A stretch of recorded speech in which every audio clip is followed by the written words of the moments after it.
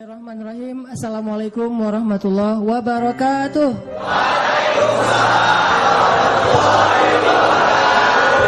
Sehat semuanya?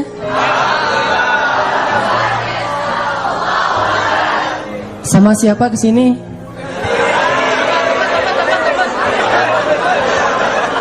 Wah, kurang seru. Yang kesini sendiri?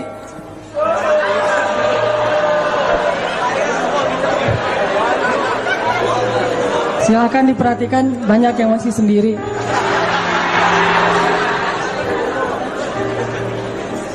Istrinya nggak ikut. Alhamdulillahirrabbilalamin.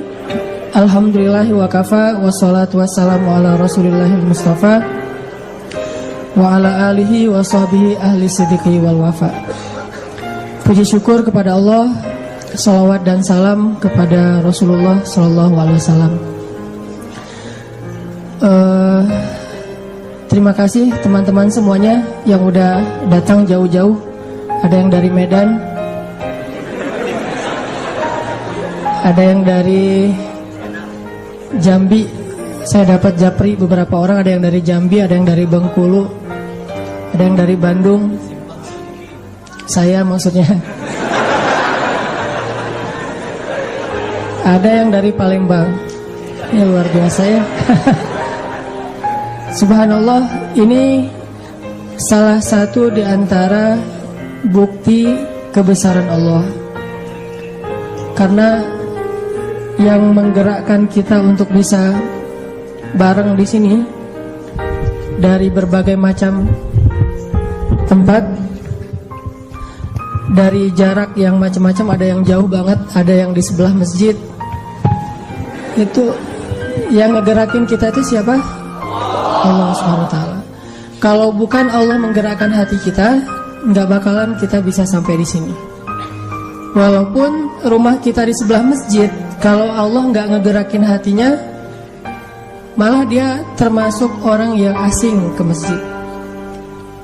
Dan banyak tuh cerita orang rumah di sebelah masjid, sekali-kalinya ke masjid, tanyanya toilet di mana coba.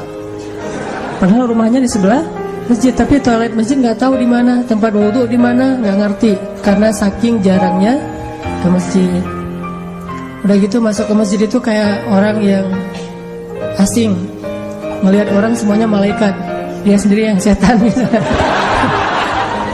Wah, ini malaikat semua ya gitu.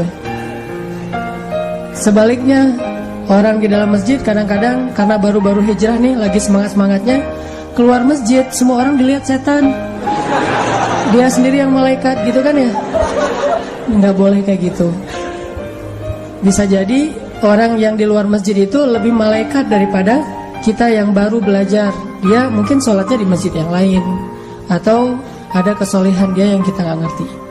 Yang jelas, kita jadi ngumpul di sini hari ini dari tempat yang berbeda-beda. Ini sebagai bukti kebesaran Allah Subhanahu Wa Taala. Allah yang menggerakkan hati berapa orang nih? Banyakan ceweknya. Udah segitu aja, nggak usah ditambah. Banyakan ceweknya. Ceweknya kurang lebih sekitar 10.000 nih. Cowok-cowoknya sekitar 5.000. 1:2. Tapi di sini banyak yang masih sendiri, di sini udah buket begitu ya. Udah dibuk. Kenapa saya jadi ngelamun ya? Nah, kurang lebih 5.000 anak muda, alhamdulillah teman-teman semuanya nih berkumpul hari ini dari tempat yang berbeda-beda karena hatinya digerakkan oleh Allah Subhanahu Wa Taala. Dan ternyata buat Allah itu mudah banget menggerakkan hati sekian ribu anak muda sekaligus untuk berkumpul di satu tempat dengan jarak yang macam-macam, dengan kesulitan di jalan yang berbeda-beda. Itu mudah banget buat Allah. Kalau ribuan orang Allah gerakan hatinya dan itu mudah, apalagi cuma satu orang ya, untuk datang ke rumah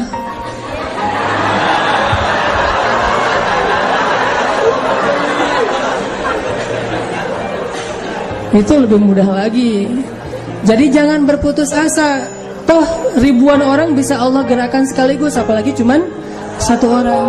Ribuan orang bisa Allah taklukkan hatinya, apalagi menaklukkan hati calon mertua yang berkumis tebal ya.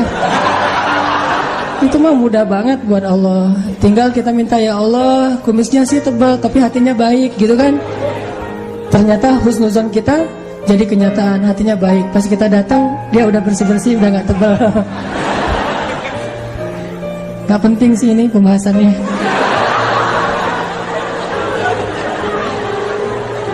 Nah teman-teman, ini jadi bukti nih bahwa Allah tuh kalau mau menggerakkan seseorang itu mudah banget buat Allah. Menggerakkan hati dosen pembimbing kita ketika lagi ngerjain skripsi gitu kan, itu mudah banget. Datang bismillah, Rabbi syrahli sadri wa yassirli amri wa hlul 'uqdatam min lisani yafqahu qawli. Itu doa siapa? Nabi Musa pas menghadapi siapa? Wah, ngeri juga ya. Doa untuk Firaun dipakai nih. Mau ketemu dosen. Wahlul 'uqdatan min lisani, dan lancarkanlah ucapan lisan saya sehingga beliau faham apa yang saya ucapin. Gak usah kita yang insya Allah lisannya normal. Nabi Musa yang lisannya ada sedikit sakit, saya nggak bilang cacat ya, ada sakitnya karena waktu kecil kan Nabi Musa pernah makan arang. Tahu arang ya? Ceritanya waktu Nabi Musa bayi, Nabi Musa tuh lagi digendong sama istrinya Firaun, dan Nabi Musa kayak ngeklik gitu sama istrinya Firaun, ketawa-ketawa gitu. Terus tiba-tiba Firaun masuk ke kamar. Istri Firaun penasaran, selama ini Firaun gak pernah gendong bayi angkat mereka. Akhirnya istri Firaun bilang, Fir, lo coba gendongin. Kan panggilannya Fir ya. Kalau Aun susah manggilnya. Fir, lo kan gak pernah gendong anak kita. Lucu loh, coba lo gendong sekali aja. Males ah gua gitu. Ini Mesirnya jadi Indonesia banget lah. Enggak, gua males sama anak itu, ntar lagi juga gua bunuh gitu. Jangan, ini anak luar biasa. Coba kamu gendong, pasti kamu akan ngerasakan kehangatan, jadi dekat sama dia. Coba deh sekali. Dipaksa-paksa sama Asia, akhirnya digendong juga sama Firaun. Baru digendong, yang tadi wajah Musa ketawa-ketawa, tiba-tiba jadi cemberut. Coba lihat Musa. Musa bayi loh ya, masih umur kurang dari setahun. Anak kecil, bayi, udah kenal ini musuh saya nih. Jadi kalau kita mau tahu kita nih soleh apa enggak, coba gendong anak kecil. Kalau pas kita gendong dia tiba-tiba nangis, nih bahaya nih, harus banyak istighfar. Terutama anak mantan.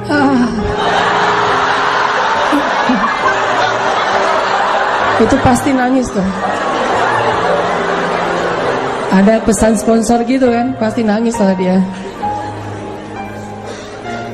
Jadi kalau misalnya teman-teman udah punya anak, tiba-tiba ada cowok gendong anak teman-teman terus nangis, itu kayaknya ada indikasi titik lah, mantan. Kenapa anak saya nangis di tangan kamu? Kamu mantan istri saya ya? Mantannya istri maksudnya. Enggak salah. Nah, Firaun gendong nih Musa, jadi berubah ekspresi, yang tadi senang tiba-tiba jadi marah. Kata Firaun, Asia nih kenapa nih anak kok jadi ngelihat saya kayak benci banget gitu. Kata Asia, oh mungkin belum kenal, coba kamu dekap lebih rapat lagi biar dia hangat.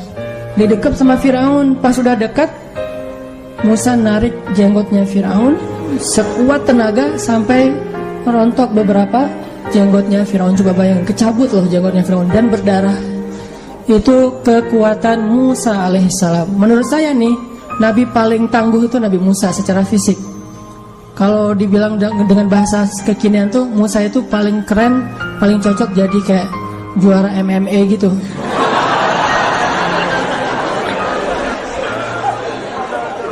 Nabi paling tangguh lah menurut saya, keren banget. Juara MMA nggak ada apa-apanya dibandingkan Musa, atau yang ultimate fight gitu kan. Nah, ketika udah kecabut jenggotnya Firaun terus berdarah, dilemparlah Musa oleh Firaun karena Firaun kaget. Kok anak bayi kayak kesetanan gitu bisa nyambut jenggot orang dewasa dan berdarah loh kan, kuat banget kan berarti.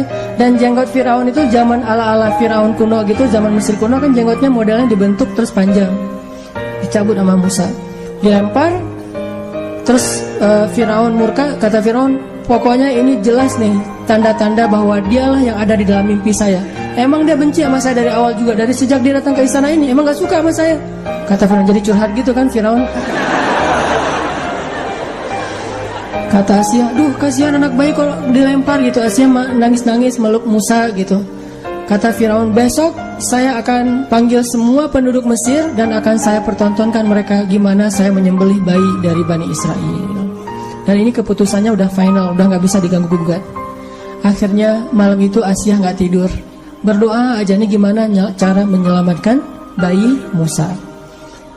Allah memberi ilham kepada Asia, sehingga paginya Asia ketemu sama Firaun, bilang gini, Fir, saya ada ide nih. Ide apa? Kita mau bikin bisnis apa? Bisnis online gimana? Jadi nggak fokus. Saya ada ide nih. Menurut saya bayi Musa ini nggak salah. Dia masih anak-anak, nggak ngerti kalau kamu itu jenggotnya itu jenggot, dikirain itu mainan, squishy atau apalah gitu. Dia nggak ngerti kan squishy jenggot gitu ya, squishy apel apa. Jangan-jangan dia nggak ngerti. Terus gimana taunya dia ngerti nggak ngerti? Coba terakhir permintaan saya sebelum kamu mengeksekusi Musa. Coba taruh Musa bayi ini di tengah, terus di sebelahnya taruh satu roti makanan, satu lagi bara api, areng gitu. Kalau dia memilih roti, berarti dia ngerti, maka silahkan bunuh dia. Kalau dia memilih areng, berarti dia nggak ngerti, namanya anak bayi, berarti maafkanlah dia. Logis juga nih, pikir Firaun. Ya udah kalau gitu. Dan Firaun yakin pasti nggak mungkin milih areng, soalnya panas, pasti milihnya roti.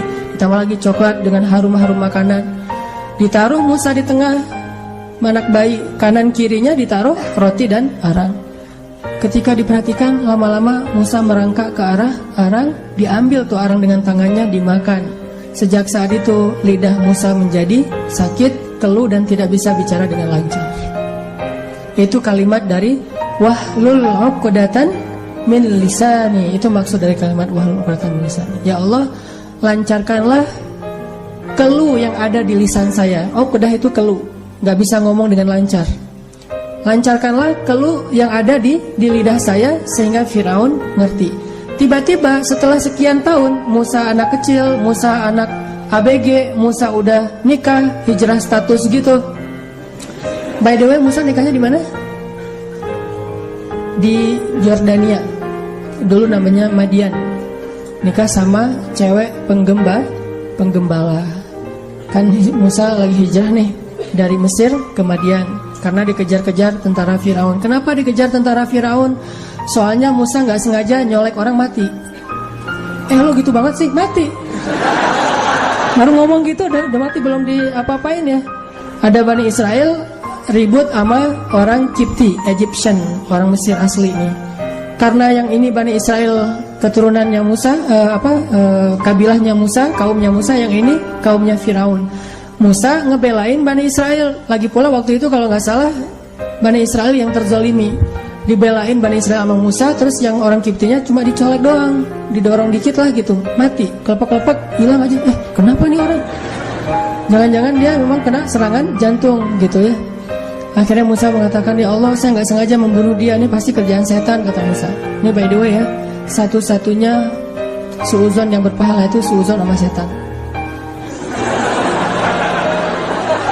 Sama setan tuh nggak boleh husnuzon, harus suuzon. Ini setan yang kerjaannya nih. Terus jangan kita bilang, lo jangan nyalahin setan, kasihan tahu. Enggak.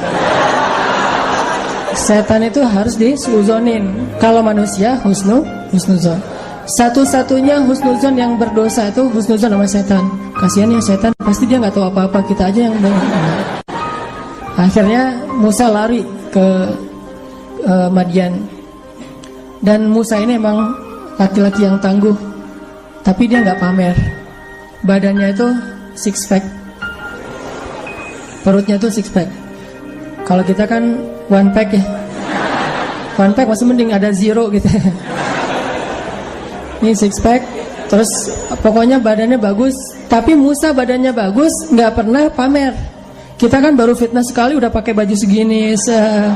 Kalau perlu nggak pakai baju kemana-mana, gaya lihat gua nih baru fitness padahal belum ngebentuk juga. Musa itu kalau pakai baju selalu rapat, walaupun sebetulnya yang kesini kan bukan aurat, tapi Musa tetap menutup karena ini Nabi, ada fikih tersendiri. Jadi SOP Nabi sama umatnya itu beda teman-teman. Dan emang kayak gitu, Nabi Muhammad tuh punya SOP sendiri, kita punya SOP sendiri. Di antaranya misalnya nih, Nabi Muhammad nggak boleh nerima sedekah. Kalau kita boleh nerima sedekah. Nabi Muhammad itu nggak boleh mewariskan harta. Jadi Nabi wafat, hartanya itu jadi milik umat, nggak boleh diwariskan ke keturunannya. Dan itu SOP Nabi. Nabi Muhammad punya istri sekian, kita nggak sama sekali. Nah ini kan SOP-nya beda nih. Bukan nggak sih, belum lah ya, belum. Nah SOP-nya beda nih. Nah Nabi Musa juga gitu, beliau menutup auratnya semuanya, sampai nggak pernah kelihatan, bahkan pakai baju pendek aja nggak pernah. Saking luar biasanya, sampai muncul kayak isu fitnah. Katanya Musa itu punya penyakit kulit, kata Bani Israel. Udah gitu dijadikan hashtag viral pula. Viral di antara Bani Israel. Kalau Musa itu, Musa penyakit kulit, jadi trending topik gitu di antara Bani Israel. Difitnah. Karena Musa banyak difitnah sama Bani Israel, kan Bani Israel itu suka gosip ya. Pokoknya acara-acara infotainment mereka tuh selalu Musa yang muncul. Musa penyakit kulit, Musa kudis, Musa kurap, Musa apa. Banyak banget fitnah terhadap Musa. Akhirnya Allah yang ngebelain Musa. Allah posting nih. Di akhir surat Al-Ahzab tuh ada kisah gimana Allah ngebelain Musa yang difitnah punya penyakit kulit. Caranya Allah keren banget, cara ngeposting video tentang Musa tuh. Jadi bukan poster ya, fitster. Ditampilin bahwa Musa lagi mandi di sebuah oasis, bajunya ditaruh di atas batu, cuman pakai celana doang, mandi. Pas sudah selesai mandi mau ngambil baju, batunya pindah. Akhirnya Musa bingung nih gimana cara ngambil bajunya nih, pakai kayak galah gitu, mengambil baju di atas batu. Pas mau diambil, batunya lari. Allah yang berfirman kepada batu, ya batu lari tuh batu. Ini batu luar biasa, kayaknya dia senang jogging gitu ya, kayak indoor runners lah ya. Batunya tuh lari, dikejar sama Musa. Batu, baju saya, batu baju gitu. Thawbi hajar kalau dalam bahasa Arabnya. Kemana larinya si batu teh? Larinya ke tempat-tempat ngumpul anak-anak muda Bani Israel, lewat skatepark Bani Israel gitu. Ada anak-anak Bani Israel lagi main skate, lagi ngulik gitu, lagi ngetrik, lagi kickflip gitu kan. Tiba-tiba Musa lewat, badan Musa lebih keren dari badan kita gitu. Jadi mulai viral lagi nih, badan Musa keren. Lewat anak-anak futsal Bani Israel lagi main futsal, ngelewatin BMX, pokoknya kumpulan anak-anak street Bani Israel ya. Lewat sampai berhentinya di pasar Bani Israel. Pas sudah berhenti di pasar Bani Israel, diambil tuh baju sama Musa, dipakai dengan keadaan malu karena ditonton banyak orang, cewek-cewek gitu-gitu. Karena Musa kan terlalu keren ya. Ini belum ketemu Yusuf, ini baru ketemu Musa. Karena marah Musa kepada batu, dipukul tuh batu sama Musa sampai retak. Ini makanya saya bilang juara Ultimate Fight itu memang keren sih. Batu gede aja tuh bisa retak dipukul sama Musa. Dia jadi kalau sasaknya itu bukan dari goni atau batu. Gua tangan gatal lah, batu. Musa, kalau tangannya gatal cari batu. Kita tangan gatal paling cari tisu gitu-gitu kan. Beda banget lah sama Musa. Nah, karena Musa pernah mukul orang Egyptian terus mati, mukulnya padahal dicolek doang, lari ke Madian. Sampai di Madian lagi duduk capek ngelihat dua cewek lagi ngantri ngasih minum ternak. Terkenal kan kisahnya di surat Al-Qasas dan di surat Toha. Dilihat sama Musa, duh kasihan banget tuh cewek berdua nunggu giliran laki-laki penggembala memberi minuman ternak mereka, baru nanti giliran yang cewek. Dideketin sama Musa, Kak lagi ngapain? Ya. Ma khatbukuma, apa masalah kalian? Lagi ngapain kalau bahasa kita? Kalau kita kan datang boleh selfie. Selfie kita mintanya, ini enggak lagi ngapain? Enggak, kami pengen ngasih minuman ternak tapi harus ngantri sama yang cowok-cowok. Oh ya udah biar saya aja yang ngasih minuman ternak, biar nggak perlu ngantri karena sesama cowok. Diambil ternak cewek ini sekitar 100 ekor onta, diberi minuman oleh Musa. Dan ini harus kita bayangkan dengan ilustrasi sejarah, jangan dengan imajinasi kita yang kekinian. Kenapa? Ngasih minuman ternak itu sumurnya itu bukan timba kecil, teman-teman. Timba kita kan kecil tuh. Timba Arab itu dari kulit, terus di luarnya kayu. Timbanya tanpa air aja udah berat tuh. Ditambah lagi ukurannya, diameternya mungkin setengah meter gitu, diameternya doang. Bahkan ada yang hampir 1 meter, gede timbanya, turun ke sumur. Sumurnya tuh gede, bukan sumur kayak kita yang kecil terus timba dari atas pakai tali. Dia turun, ngambil air, terus naik lagi ke atas. Bayangin 100 ekor onta. Satu onta bisa minum satu timba itu, berarti 100 kali naik turun. Padahal habis perjalanan berapa? Touringnya tuh baru beberapa ratus kilo. Habis touring dari Mesir ke Yordan. Dan belum makan, cuma minum air doang. Bayangin, kita kalau touring datang-datang kan tidur. Ini datang-datang ngangkat air 100 kali, turun ke sumur, naik lagi, turun, naik lagi. Sehingga cewek ini memperhatiin, ini cowok keren juga nih. Diperhatiin sama dua cewek ini, nanti ketahuan perhatiannya. Keren, dia kuat, tapi dia amanah. Nggak sambil ngangkat air, ngelirik, nggak. Terus kalau ceweknya ngelihat, dia pura-pura gagah gitu. Pas ceweknya nggak ngelihat, jatuh gitu ya. Itu mah kita banget tuh yang caper-caperan. Nabi Musa nggak gitu, amanah banget. Dilihat nggak penting buat dia. Jadi elegan gitu. Ngangkat, ngasih minum. Udah selesai, Mbak, ini udah selesai. Oh ya, makasih Mas gitu. Mas, namanya siapa? Mas Musa. Pulang ke rumah, ngadu ke ayahnya. Pak, gitu. Ayahnya tuh ada yang bilang Nabi Syuaib, ada yang bilang keturunan Nabi Syuaib. Pak, tadi tuh kita dibantu sama laki-laki yang soleh, makanya jadi cepat pulang hari ini. Ya udah, undang laki-laki itu ke rumah biar dinar sama kita gitu. Diajak dinar. Datang salah satu dari dua cewek tadi, tamshi ala istihya, jalannya malu-malu. Jadi mau datang, aduh ngomongnya gimana ya? Mau ngasih tahu tapi gimana ya bahasanya. Akhirnya dia paksain dalam keadaan wajahnya malu-malu gitu. Diam-diam dia datang, Mas, ayah saya ngundang Mas ke rumah untuk makan malam, untuk ngucapin terima kasih. Oh ya boleh. Ya udah, jalan pulang ke rumah. Jalannya Musa di depan, ceweknya di belakang.